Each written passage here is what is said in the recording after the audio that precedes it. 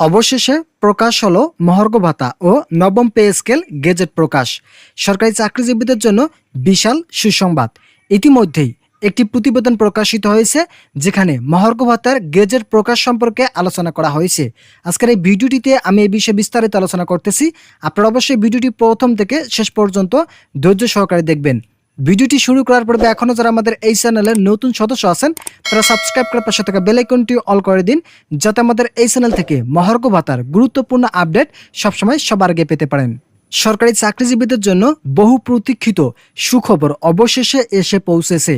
দীর্ঘ আন্দোলন ও দাবি আলোচনার পর আজ অর্থ মন্ত্রণালয় থেকে জরুরি গেজেট প্রকাশ করা হয়েছে, যাতে মহার্ঘ ভাতা ও নবম পে স্কেল বাস্তবায়নের সিদ্ধান্ত চূড়ান্তভাবে উল্লেখ করা হয়েছে। এই গেজেট অনুযায়ী সরকারি চাকরিজীবীদের বর্তমান বেতনের উপর অতিরিক্ত 33% মহার্ঘ ভাতা কার্যকর হচ্ছে এবং নবম পে স্কেল 2025 থেকে সম্পূর্ণভাবে চালু হবে। দীর্ঘদিন ধরে সরকারি কর্মকর্তা কর্মচারীরা বেতন কাঠামো সংস্কারের দাবি জানিয়ে আসছিলেন।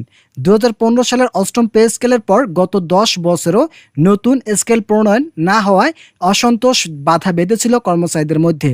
এরপর থেকে চলতে থাকে ধাপে ধাপে আন্দোলন ও আলোচনা। তবে প্রথম দিকে অনেকে মনে করেছিলেন অন্তর্বর্তীকালীন সরকারের দ্বারা নতুন পে স্কেল গঠন করা সম্ভব নয়। এই শঙ্কা ও সন্দেহ দূর করে আজকে গেজেট প্রকাশের এক ঐতিহাসিক সিদ্ধান্ত হিসেবে বিবেচিত হচ্ছে। ভিডিওটির এই মুহূর্ত পর্যন্ত এসেও যারা এখনও আমাদের এই চ্যানেলের নতুন সদস্য আছেন তারা সাবস্ক্রাইব করে পাশে থাকা বেল আইকনটি অল করে দিন, যাতে আমাদের এই চ্যানেল থেকে মহার্ঘ ভাতার গুরুত্বপূর্ণ আপডেট সবার আগে পেতে পারেন। নতুন বেতন কাঠামো অনুযায়ী সরকারি চাকরিজীবীদের সর্বনিম্ন ও সর্বোচ্চ বেতনে বড় ধরনের পরিবর্তন এসেছে। শুধু তাই নয়, মূল্যস্ফীতির সঙ্গে তাল মিলিয়ে চলতে এখন থেকে প্রতিটি সরকারি কর্মচারী 33% মহার্ঘ ভাতা পাবেন, যা পূর্বের তুলনায় দ্বিগুণ।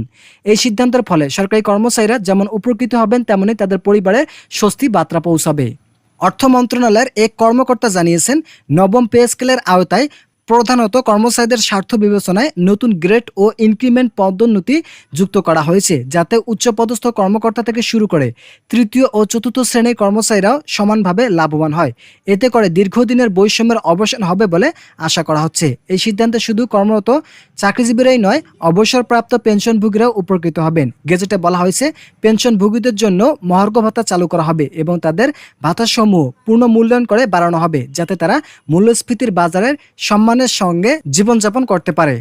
সরকারি চাকরিজীবীরা জানিয়েছেন, তারা দীর্ঘদিন ধরে যে আন্দোলন করে আসছিলেন, এই গেজেট প্রকাশের মধ্য দিয়ে সেই আন্দোলন সফল পরিণত হয়েছে। এই বাস্তবায়নের ফলে দেশে লাখ লাখ পরিবার আর্থিকভাবে সুরক্ষিত বোধ করবে। বিশেষজ্ঞরা বলেছেন, এটি দেশের অর্থনৈতিক মজবুত করবে বলে সরকারি চাকরিজীবীদের কর্মস্পৃহা ও সামাজিক নিরাপত্তা নিশ্চিত করার অপরিহার্য এবং আজকের এই গেজেট প্রকাশ তার একটি বড় দৃষ্টান্ত।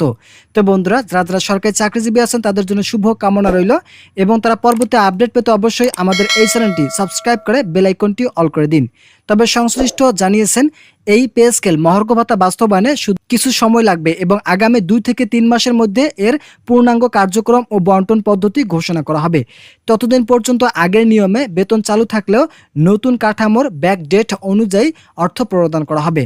অবশেষে বলা যায়, এই সিদ্ধান্ত বাংলাদেশের সরকারি খাতের জন্য এক যুগান্তকারী পরিবর্তন।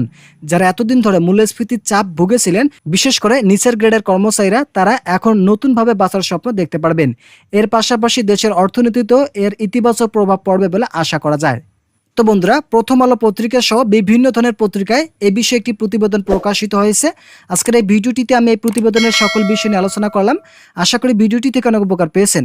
যদি উপকার পেয়ে থাকেন তাহলে অবশ্যই চ্যানেলটি সাবস্ক্রাইব করে পাশে থাকা বেল আইকনটি অল করে দিন।